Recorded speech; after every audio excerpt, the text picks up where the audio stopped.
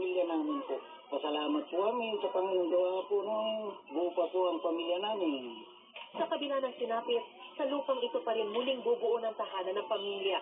Wala naman po kasi kami mapag-ano ang pamilya, mapagtitiran. Ito nang pinamana sa amin ng magulang.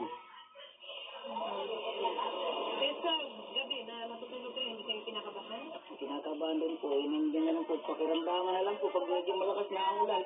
Sa hilerang ito, 3 bahay ang gumuhos sa ilog.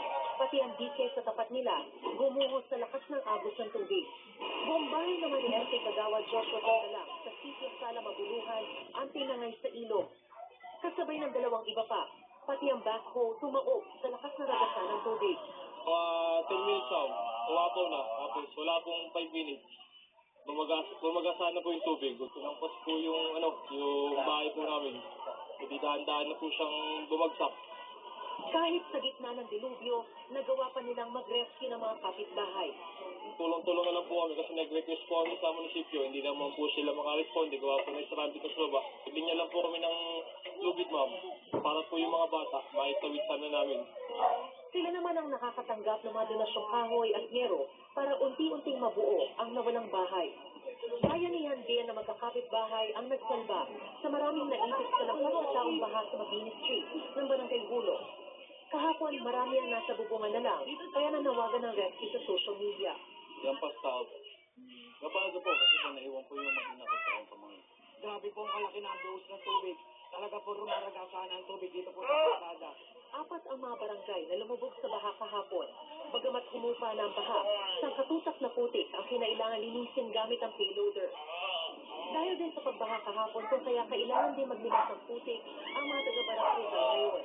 Ang tindahang ito naman na puno ng mga motorsiklo na nagpapa-repair matapos malubog na lahat sa baha kahapon.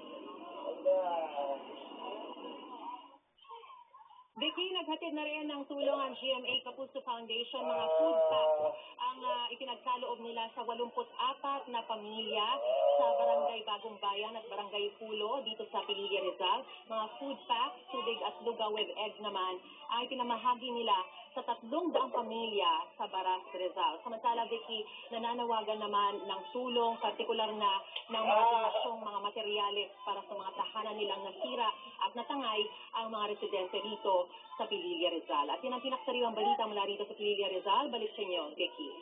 Maraming salamat sa iyo, Marie Umali.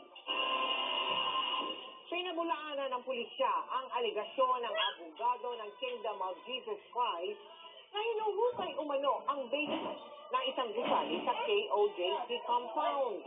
Nakatutok live si Argel Eto ng GMA Regional TV. Argel? Mel, sinubukang pasukin ng Chief Legal Counsel ng KOJC kasama ang media kaninang hapon ang basement ng Jose Maria College na nasa loob ng KOJC compound upang alamin sana kung totoo ba ang sinasabing paghukay. Ngunit hindi sila pinayagan ng mga pulis.